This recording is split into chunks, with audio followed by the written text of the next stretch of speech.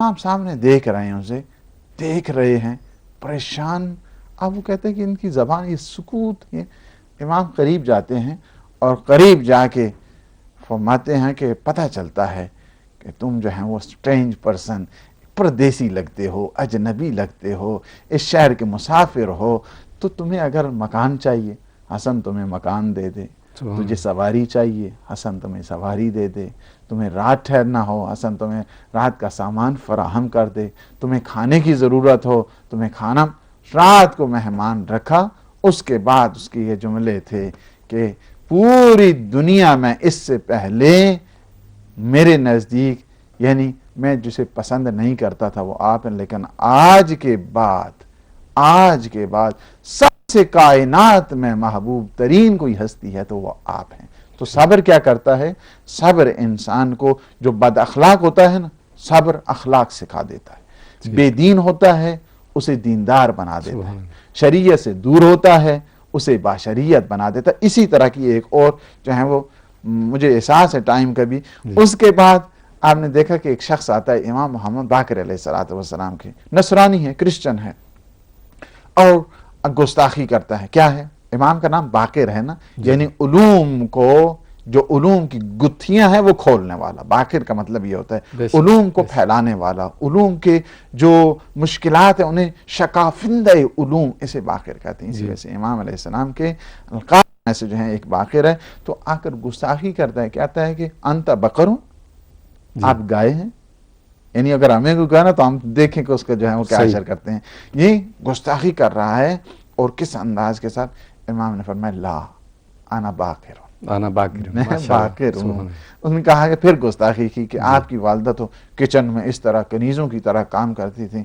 اور یہ مولا فرماتے ہیں اگر میری والدہ کی کوئی غلطی ہے اللہ انہیں معاف کرے، اگر تو غلطی کر رہا ہے خدا تجھے معاف کرے. فوراً قدموں پہ گرا اور کہا اشہد اللہ الہ الا اللہ و اشہد ان محمد رسول اللہ. کہتے ہیں کہ واقعاً رسالت الہی جہاں پہ اللہ چاہتا ہے، جہاں پہ صلاحیت ہوتی ہے وہاں رہتا ہے. فوراً شہادتین پڑھی، کلمہ توحید پڑھا، کلمہ رسالت پڑھا، مسلمان ہو گیا. تو آپ نے توجہ کی کہ کیا ہے؟ صبر طاقت کا نام ہے. صبر کیا کرتا ہے کہ جو نان مسلم ہے اسے مسلم بنا دیتا ہے. جو شخص جس کے اندر طاقت نہیں ہے، اگر آپ کہیں کہ نہیں، ایک شخص جو ہے جس کی آنکھیں کام نہیں کرتی ہیں، بلائنڈ مین ہے جی، اسے کہ ماشاءاللہ اس کا تو صبر کا کیا کہنا، یہ تو کسی نامحرم کو دیکھتا ہی نہیں ہے. بابا وہ دیکھ سکتا ہی نہیں ہے. دیکھنے طاقت ہونے کے ساتھ خشیت الہی کو ملحوظ رکھتے ہوئے کسی نامحرم کی طرف نگاہ نہ کرنا، اس کا نام صبر ہے. اچھا قبلہ مولانا صاحب، میں ایک اور میرے ذہن میں سوال آیا کہ انسان، اب ہمارے نظریے کے مطابق یہی ہے کہ کوئی زیادتی ہے اس کو سہنا، چپ کر کے سہنا یا چپ کر کے دیکھتے رہنا، اس کو ہم صبر کہتے ہیں کہ زیادتی کو درگزر کرنا. تو اس کا مطلب ہے پھر وہ جہاد کا سلسلہ کہاں سے شروع ہوتا ہے؟ بہت زبردست آپ کا کوشچن، بہت جو ہے نا وہ اچھا ہے واقعا. یعنی آپ دیکھیں نا، ایک طرف جو ہے نا اصل میں کیا ہے، اگر اس تعریف کی طرف آپ توجہ کریں کہ تعریف جو علماء اخلاق نے کی ہے وہ یہ ہے کہ نفس کی خواہش کو، جذبات کو دبا کر جی عقل کے حکم کو لاگو کرنے کا نام صبر ہے. تو پس کیا ہے، تو اس نتیجہ کیا ہو جائے گا؟ نتیجہ اس کی یہ ہے کہ جب عقل کہے گی خاموش رہو، اسے اپرچونٹی دو، تو وہاں کے اوپر خاموش رہنا صبر ہے. لیکن جب عقل اسے کہے کہ نہیں، اب یہاں پہ خاموش نہیں رہنا، اب میدان میں ہے. فرض کیا کہ ایک شخص ہے اور وہ تلوار لہرا رہا ہے اور آتا ہے پیغمبر کے خیمے میں گستاخی کرتا ہے اور آ کر کہتا ہے کہ اپنے رسول سے مخاطب ہو کر کہتے ہیں کہ اگر کوئی انہیں حور و قصور چاہیے نا یہ مسلمانوں کو تو پھر آ جائیں پھر میرے مقابلے میں، باہر نکالو ان کو. یہاں کے اوپر، یہاں پر خاموش رہنا بے ہے. اور اسی وجہ سے جو ہے پیغمبر نے کیا کہا کہ کون ہے کہ جو اس گستاخ کے منہ کو بند کرتا ہے. اور اس کے بعد ایک ہستی مولا کائنات اٹھتے ہیں اور مقابلے میں جاتے ہیں. برز الایمان کلو علی الکفر کلہ. تو آپ نے دیکھا کہ کل کا کل ایمان، کل کے کل کفر کے مقابلے میں جا رہا ہے. ضربت علی یوم الخندق افضل من عبادت الثقلین، کہ آج علی کی ایک ضرب ثقلین کی عبادات سے بھاری پڑ رہی ہے۔ تو یہ بتانے کے لیے اسلام کیا کہتا ہے صبر؟ عقل کے حکم کو، اب یہ عقل کا حکم کہاں سے آئے گا؟ عقل تو بعض اوقات جو ہے وہ خطا بھی کر جاتی ہے، اسی وجہ سے ہے کہ جب خواہشات خطا کریں تو اس وقت عقل کام آتی ہے، جب عقل خطا کرے تو اس وقت خدا نے وہ نمائندے کے جو خاص پاک برگزیدہ معصوم انبیاء معصومین بھیجیں وہ ریکٹیفائی کرتے ہیں، اسی وجہ سے ہے وہ رسول ظاہری ہیں اور یہ رسول باطنی ہے۔ یعنی دوسرے لفظوں میں مجھے جو سمجھ آئی کہ کلمہ حق جو ہے اس کو باطل کے سامنے بلند کرنے کا نام بھی صبر ہے۔ بالکل بالکل، وہ افضل صبر ہے، یعنی اسی وجہ سے ہے کہ سب سے بہترین جہاد اگر دیکھنا ہو، جی سب سے بہترین اور افضل جہاد یہی ہے کلمۃ حق عند سلطان جائر، یعنی سب سے کلمہ حق اور بہترین جہاد، افضل جہاد یہ ہے کہ کسی طاغوت، ڈکٹیٹر، ظالم، جابر کے سامنے کلمہ حق کو بلند کرنا، یہ بہت صبر ہے۔ اس سے بڑھ کر صبر کیا ہو سکتا ہے؟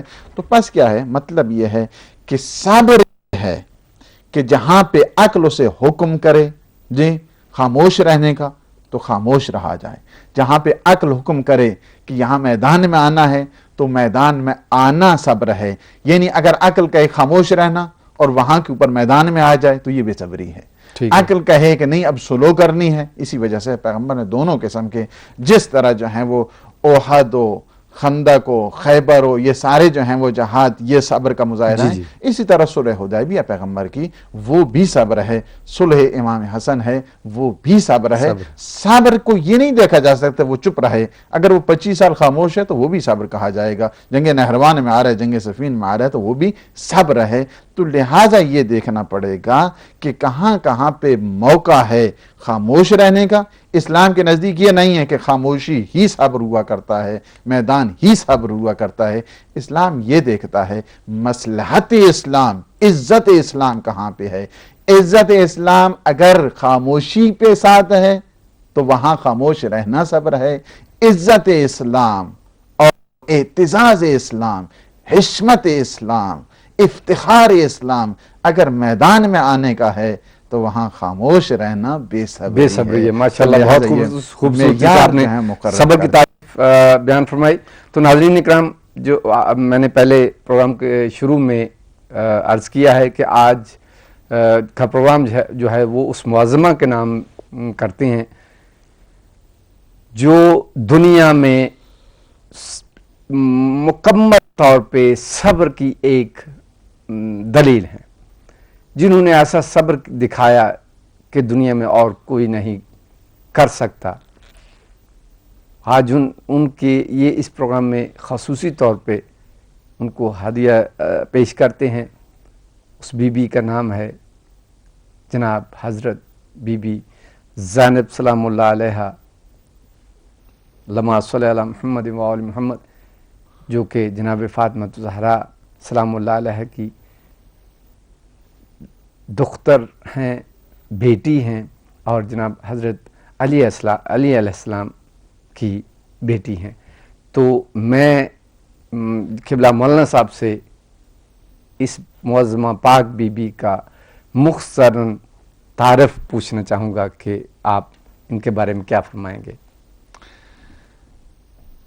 بی بی کی جہاں تک عظمت کا تعلق ہے، جلالت کا تعلق ہے، ہم جیسے ناقص کیا بیان کریں۔ باہر کا یہ سارا فیض انہی کے دسترخوان سے جو ہے نا وہ آ رہا ہے۔ بے شک بی بی کی عظمت اور بی بی کی جلالت، بی بی کا جو میلاد پاک ہے وہ 5 جمادی الاولی، جمادی الاول اور 5 ہجری، اور بی بی کی اس سے بڑھ کر عظمت اور جلالت کیا ہے کہ 5 معصوموں کی آغوش میں جنہوں نے اپنی تربیت حاصل کی، سبحان اللہ، تحت الثری سے لے کر عرش اولا تک علوم کے جتنا مظہر ہیں اور میدان ہے سارا ملتا ہے، وجود ملتا ہے، وہ پیغمبر کی ذات۔ پیغمبر अकरम की ज़ात अक़दस से उन्होंने कस्ब फैज़ फरमाया। सुभान अल्लाह, जिन्होंने नाम रखा, नाम अल्लाह की तरफ से तजवीज़। सुभान सबसे पहले पैगम्बर ने गिरिया की आवाज़ रिवाया और ये फरमाया कि जो मेरी बेटी पर गिरिया करेगा अल्लाह उस पे ऊपर जन्नत वाजिब करा देगा। अल्लाह। दूसरी, अब ये मैं अगर अदवार पे जाऊं तो मेरे ज़ाहिर। जहन में था कि मैं बीवी की जो ज़िंदगी के कुछ अदवार हैं, दौर हैं, उनकी तरफ में आता। लेकिन तो हमारे हर पास के वक्त की टाइम की कमी है। नज़ाकत इस जी, किस्म जी। की होती है कि ज़्यादा एक्सप्लोर नहीं किया जी, जा जी। सकता है, बस निकात ही दिए जा सकते जी, हैं। जी, तो जी। पहले अगर आप देखें कि 5 मासूम हस्तियों की आगोश में जिन्होंने अपनी तरबियत हासिल की, सुभान इससे अल्लाह। बढ़कर क्या आप देखें, एक तरफ रहमतुल लिल आलमीन की सुभान अल्लाह। आगोश अतर है, दूसरी तरफ देखें सैयदतुन निसाइल आलमीन है, बेशक। तीसरी दफा देखें बाबुल उलूम हैं, बाबुल हिकमा हैं, बाबुल फिक़्ह हैं, जी, वो अमीरुल मोमिनीन की ज़ात अक़दस है। फिर देखें आप एक तरफ जवानान जन्नत के सरदार हैं, सुभान हसन वल हुसैन उनकी- सैयदा शबाब अहलिल जन्ना। आप उन्हें देखें, इनकी आगोश में तरबियत हासिल की। और शायर ने क्या खूब कहा है, मुझे इंतहाई जो है वो देखें उनने क्या खूबसूरत अंदाज के साथ कहा। फारसी के शायर हैं, कहते हैं कि दर बलागत चूँ अलियो, दर सबूरी चूँ हसन। अगर फसाहत और बलागत देखनी है बीबी की, जी, तो ये फसाहत और बलागत इस तरह है कि जिस तरह मौला कायनात की है। सुभान वदर सबूरी चूँ हसन, और सब्र इकामत को देखना है सुभान तो हसन जैसा नुमाइंदा हस्ती हैं। सुभान दर शहामत चूँ दर शहामत चूँ हुसैनो, दर हया चूँ मादरस्त। सुभान जी, अगर शहामत और शुजाअत का मैदान देखना है तो भाई की तरह वो वाह, शुजाअत भी है, सुभान अल्लाह। शहामत भी है, बेशक। और दर हया चूँ मादरस्त, और शर्म व हया इफ़्फ़त व पाक दामनी को देखना है तो सैयद-ए निसा, इसी वजह से है ना, सदीक़े सुग़रा, शरीकतुल हुसैन, उम्मुल मसाइब। और अक्ल का कमाल क्या है, अकीले बनी हाशिम कहा जाता है। जी, अज कमाल इल्म तक़वा शुद अकीला नामी ऊ, हम चु ज़हरा अज हमें ज़न्हाए आलम बरदराज। कहते इल्म को देखना है, फ़क़ाहत को देखना है, तक़वा को देखें तो अकील का नाम है। सुभान अल्लाह। हाँ, ज़हराए मर्जिया की तरह कायनात आलम की तमाम औरतों की बादस बुजुर्ग, जी, जो बेशक, हैं बेशक। जनाबे, इसी वजह से कहते हैं कि वो बीबी को सानिए ज़हरा कहा जाता है। ठीक है। सानिए ज़हरा इस हद तक इल्म है, फ़क़ाहत है, शुजाअत है, शहामत है, तक़वा है, कमाल है, इफ़्फ़त है, पाकदामनी है बीवी के। किसी किसी को आप देखें इस वक्त अगर आलम इस्लाम, किबला माफ करना, हमारे पास एक कॉलर मौजूद है, पहले कॉल ले लेते हैं। हेलो, अस्सलाम वालेकुम।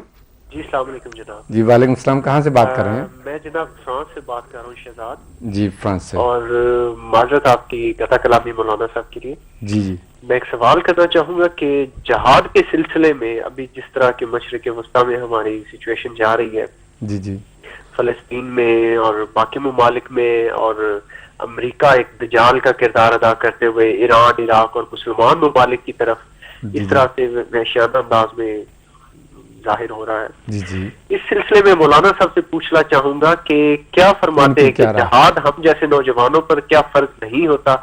अगर हम अपनी कुरानी तालीमात को देखें और अपनी इस्लामी तारीख को देखें तो क्या ये हम पर लागू नहीं हो चुका अब तक?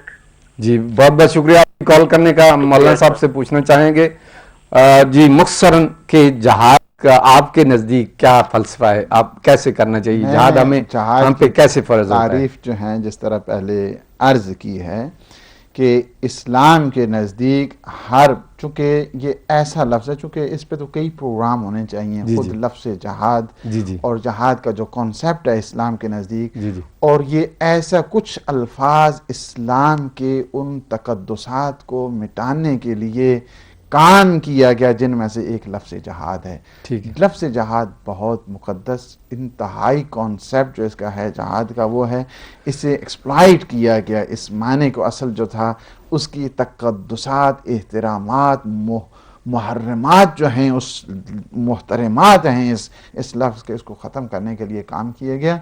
तो مومن کا ہر کام جہاد ہوا کرتا ہے، ایسا نہیں ہے مومن گھر میں بیٹھ کر بھی جہاد کر سکتا ہے، اس کا اٹھنا جہاد ہوتا ہے، اس کا بیٹھنا جہاد ہوتا ہے، اس کا کلمہ حق جہاد ہوتا ہے، اس کی نماز جہاد ہوتی ہے، اس کا مال میں جانا جہاد ہوتا ہے، اس کا ٹاؤن میں جانا جہاد ہوتا ہے، اس کا یونیورسٹی میں جانا جہاد ہوتا ہے۔ وہ ہر میدان کے اندر جہاد فقط یہ نہیں ہے کہ میدان میں اتر کر اور جو ہے نا وہ ایک جو ہے، اسی وجہ سے اصلاح جو یعنی جہاد چونکہ نکلا، اتنا جدوجہد جس مختصر کو ہم ٹائم بولتے ہے ہیں۔ کہ میں اس میں جی اس کی وضاحت نہیں، لیکن میں آپ سے یہ ضرور عرض کروں گا کہ اس پہ کم از کم 2-3 پروگرام جو خود بذات خود تقدس جہاد ہے اس کے اوپر آنے چاہیے، کہ اصل میں وہ مفہوم اور وہ مفاہیم جو جہاد کے ہیں، what is the significant of جہاد، یہ کیا ہے، اس کی طرف توجہ دینے کی ضرورت ہے۔ اور اس کو جو ایکسپلائٹ کیا گیا ہے اس معنی کو، اصل میں جو ہے اس کا مطلب کیا ہے، جہاد اسلام کا جہاد بالسیف کے ساتھ ساتھ جہاد بالقلم بھی ہے، اسلام نے اسے کہا ہے جی، جہاد جو ہے ایذاء و جوارح کے ساتھ ہے۔ اسلام میں حکم جہاد ہے، تقاضا جہاد ہے، لیکن اذن قتال ہے اسلام کے نزدیک، اس کی طرف جہاں توجہ دینے کی ضرورت، اذن قتال ہے، یعنی اچھا، اذن دیا گیا ہے کہ اس وقت جب آپ کے اوپر مسلط کر دیا جائے، یعنی دفاع ہے اسلام کے نزدیک، اسلام کے اندر یہ نہیں کہ کسی کے اوپر اٹیک کر دیا جائے، اسلام کے اندر یہ کوئی کانسیپٹ نہیں ہے۔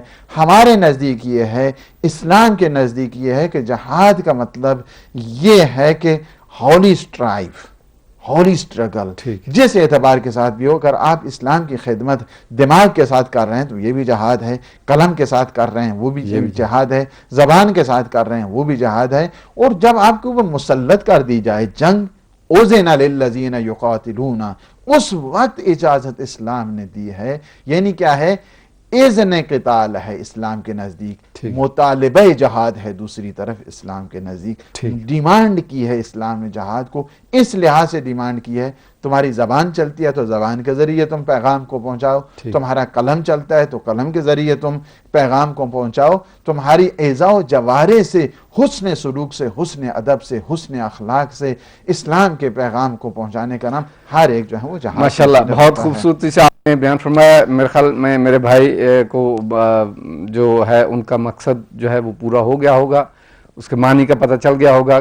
میرے نظریے کے مطابق تو یہ ہے کہ انسان جو ہے مسلمان، وہ اپنے اسلام کو کسی بھی طریقے سے اس کو بچاتا ہے، اس کی سپورٹ کرتا ہے، اسلام کو پھیلاتا ہے، اسلام کی حفاظت کرتا ہے، وہی جہاد ہے، چاہے جس بھی حالت میں آپ انسان کرتا ہے۔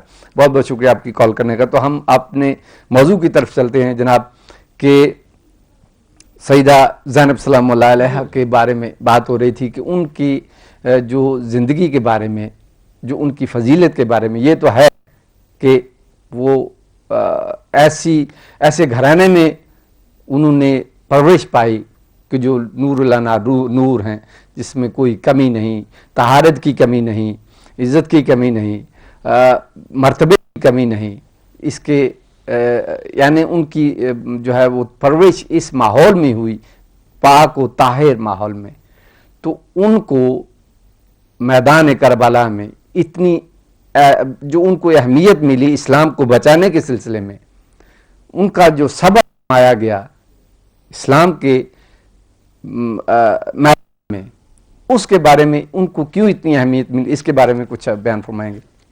جی، کربلا کا جو معرکہ ہے، کربلا کا میدان ہے، وہ بھی جہاد ہے، اسے بھی جہاد آپ کہیں گے، لیکن وہ کیا ہے، دفاعی حساب سے ہے۔ اٹیک سب سے پہلے یزید نے کیا تھا، یزید کی فوج نے کیا تھا۔ سب سے پہلا جو ہے نا وہ عمر سعد نے تیر پھینک کر سب کو بتایا تھا کہ گواہ رہنا یزید کے حکم کے تحت، جب اسے اپنی وہ جرنیلی کا تو تھوڑا سا بنا، تو اسلام کے نزدیک جہاد ہے، یہی جہاد کی نو کانسیپٹ آف وار ان اسلام، اسلام کے اندر کوئی تصور نہیں ہے جنگ کا، کہ جنگ جو ہے جنگ کی طرف، جہاد کا تصور ہے۔ اور اسی وجہ سے جب مجبور کر دیا جائے تو پھر دفاع کے علاوہ تو کوئی چارہ نہیں ہوا کرتا ہے۔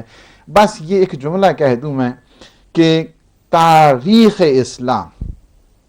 اسلام اس وقت اور اسلام کے صحیح خد و خال ہیں، اور آپ دیکھ رہے ہیں، ملاحظہ کر رہے ہیں، یہ سارے کے سارے جتنے آئین اسلام اس وقت اگر نظر آ رہا ہے، تجلیات اسلام اس وقت نظر آ رہی ہیں، یہ سب صدقہ ہے سید الشہداء کے بے خون شک، کا، بے شک، اس بے شک۔ کربلا کی اس قیام کا، کربلا کی اس اپرائزنگ کا. اس وقت اگر آپ دین دیکھ رہے ہیں، تدین دیکھ رہے ہیں، شریعت دیکھ رہے ہیں، احکام دیکھ رہے ہیں، جی دیتے نصر حسین تو پڑھتا نماز کون؟ بے شک. مسجد کے سامنے تجھے ماتم ہے ناگوار، دیتے نصر حسین تو پڑھتا نماز کون.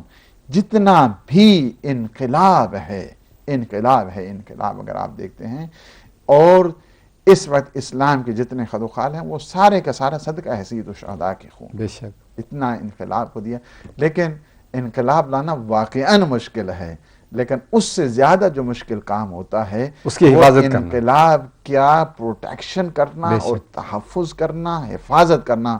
تو بس میں یہ یوں اگر کہہ دوں یہ جملہ کہ پورا اس وقت جو ہے عالم اسلام خون سید الشہداء کا مقروض ہے. بے شک. خون سید الشہداء اگر بے کسی شک. کا مرہون منت ہے تو وہ ہے شریکت الحسین ثانی زہرا، کہ جن کے خطبوں، جن کی اس، میں یہ کہوں گا کہ جناب سیدہ سلام اللہ علیہا ثانی زہرا شریکت الحسین ام المصائب زینب عالیہ کا وہ مقام کہ جس کے لیے آپ پیغام کو اگر آپ دیکھنا چاہتے ہیں تو میں کہوں گا کہ یہ زمین تنگ ہے ان کے پیغام کو پہنچانے کے لیے.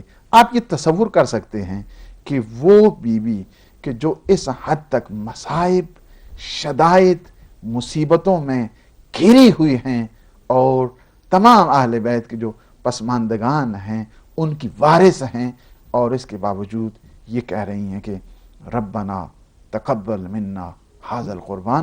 واقعاً انسان آئے اور اوج معرفت کو سیکھنا چاہتا ہے، اوج کمال، اوج عرفان کو سیکھنا چاہتا ہے. در ولایت کا نام ہے، در ولایت کہتا ہوں، در ولایت ہے زینب عالیہ. لہٰذا اس دنیا کے اندر یہ زمین تنگ ہے ان کے پیغام سے کہ جس نے اتنی دکھیاری بھی جن کو ہر دم دکھ دیکھا. کیا ہے؟ پیغمبر کی ارتحال، پیغمبر کی وفات کو دکھ دیکھا، امیر المومنین کی ضرب کو دیکھا، 25 سال سکوت کو دیکھا، ماں کے پہلو شکستہ کو دیکھا، بھائی کے جگر کے ٹکڑوں کو دیکھا، بھائی کے جو ہے ان کے جنازے کے اوپر 70 تیروں کو دیکھا نہیں نکالا.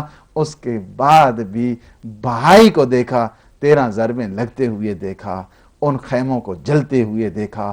اس کے باوجود بھی جی اگر صبر و استقامت کا جو کوہ گراں اگر کہا جا سکتا ہے تو وہ ہے. اور اس خیمے جلنے کے باوجود میں یہ کہوں گا، یہ میں تصور بھی نہیں کر سکتا ہوں کہ جب خیمے جل رہے ہیں اور بی بی آ کر پوچھ رہی ہیں بازو ہلا کر سید سجاد بتائیں جل کے مر جائیں یا باہر نکل جائیں. میں یہ نہیں کہتا ہوں، یہ مسئلہ تو مجھ جیسے ناقص اور جی ناچیز کو بھی یہ مسئلہ پتا. میں نہیں کہتا ہوں کہ مسئلہ پوچھا، نہیں، بی بی وہاں کے اوپر اذن جہاد لے رہی ہیں. بیٹا آپ یہ بتا حکم معصوم کی پاسبانی کس انداز کے ساتھ ہے. یعنی یہ ہے کہ مسئلہ مجھے پتا ہے لیکن جہاد کے لیے حکم امام چاہیے، حکم امام لے کر. اور بی بی نے کیا کیا؟ کہا کہ نام ماں پھوپھی اماں، شریعت اسلامی میں جل مرنا جائز نہیں ہے. اور بھائی اس رات کو بھی 3 دن کی تشنہ لب، یتیموں بیواؤں کی ٹھارس، لیکن اس رات بھی تاریخ یہ بتاتی ہے کہ بی بی نے نماز تہجد کو قضا نہیں کیا. میں کیوں کہوں؟ خود اس انداز کے ساتھ امام سجاد علیہ السلام فرماتے ہیں کہ میری پھوپھی زینب کربلا سے لے کر شام تک واجب نمازیں تو درکنار، میری پھوپھی نے نماز تہجد کو بھی قضا نہیں کیا. اور عرفان کی وہ منزل ہے، اوج کمال کی وہ منزل ہے، تقرب الہی کی وہ منزل ہے کہ خود میرے مولا امام حسین آخری مرتبہ الوداع، یہ یعنی یہاں سے انسان اندازہ لگائے کہ تقرب الہی اور خوشنودی پروردگار اور اللہ کی راز و نیاز اور مناجات کی کس اوج اور کس کمال کے اوپر ہیں. لا تنسینی فی نافلۃ اللیل، میری بہن زینب مجھے نماز شب میں نہ بلانا. ارے یہ تو خود امام سفارش، خود امام التجا کر کے اور ریکویسٹ کر کے اپنی بہن سے جاتے ہیں. اس وجہ سے بعض جو علماء ہیں وہ یہ کہتے ہیں کہ اس منزل تک ہیں کہ امام کی جان کا تحفظ نیابت اور وصایت میں حتیٰ کہ کہتے ہیں وکانت زینب لہا نیابۃ خاصہ عن الحسین وکان الناس یرجعون الیہا فی الحلال والحرام حتی برأ زین العابدین من مرضی. یعنی جب تک امام سجاد مریض رہے، بیمار رہے، یہ سارے کا سارا جو عہدہ تھا، یہ نیابت اور بے وصایت شک، بے شک، زینب عالیہ کے ساتھ بے تھا. شک، اور اس میں علم و فقاہت، علم اور دانش کی اگر بات، وہ جب کوفہ کا میدان آتا ہے، بازار آتا ہے اور خطبہ دیتی ہیں، فرماتے ہیں کہ دیکھو یا اہل الغدر، غدارو، بے وفاؤ، تم نے فرزند رسول بطلے سید الشہداء جی اس پاک تینت کو قتل کرنے کے بعد تم آتے ہو اور اس بازار میں. اور اس کے بعد وہ خطبہ دیا، حتیٰ کہ بعض تاریخوں میں ہے کہ جب اس کتو کہا تو حتیٰ کہ وہ جو کنٹیاں تھی بندھی ہوئی تھیں ان کے جانور میں اونٹوں کی، وہ بھی اس قدر جہاں وہ سکوت. ظاہر ہے کہ ولایت جب آتی ہے، ولایت کا ہر حکم اللہ ان کے ارادوں کو دیکھا کرتا ہے اور عملی ہو جایا کرتا ہے. اس کے بعد کہا بیٹا آپ کو میرا خطبہ پسند آیا، آپ کو میری تقریر پسند آئی؟ جی جی. اس کے بعد یہ جملے ہیں میرے مولا امام سجاد کے کہ فرماتے ہیں انت عالمۃ غیر معلمہ، بے شک، وانت فاہمۃ غیر مفہم.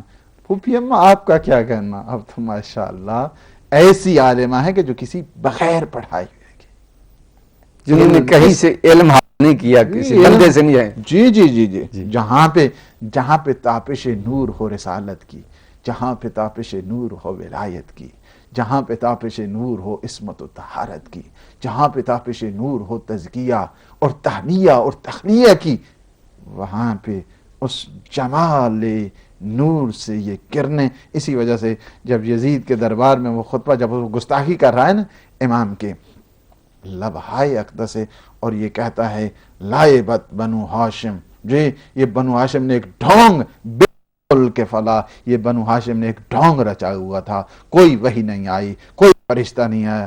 اس وقت میری آنکھ آزادی فرمائی یزید تم کیا کہہ رہے ہو، تم میرے نانا کے اس مذہب کو، دین کو، تمہاری کیا ضرورت ہے، تم کیا ہو، خدا کی قسم نہ تم ہمارے ذکر کو مٹا سکتے ہو، بے شک، نہ ہماری فکر کو محو کر سکتے ہو.